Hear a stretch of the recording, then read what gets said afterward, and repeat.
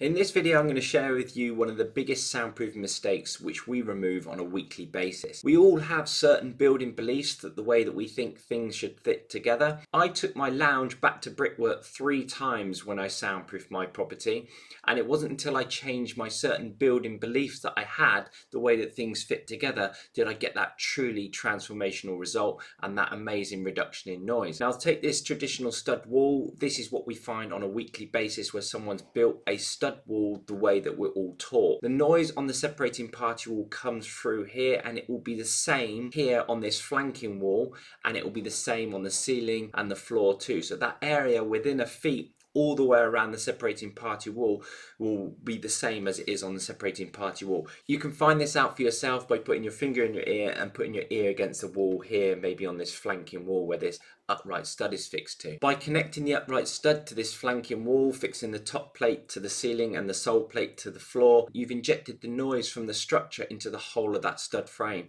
especially by putting noggins in as well. So you can see by building a frame in the traditional way, the noise is now transmitting across the whole of that stud frame. Together with the 2 layers of sound block board, there isn't any resilient layer. They haven't tucked the system up, they haven't tucked the system down, and they've got coving which is channeling the noise around the room. If you do have the space to install a stud frame similar to this, I would recommend a 25mm air gap off of the separating party wall.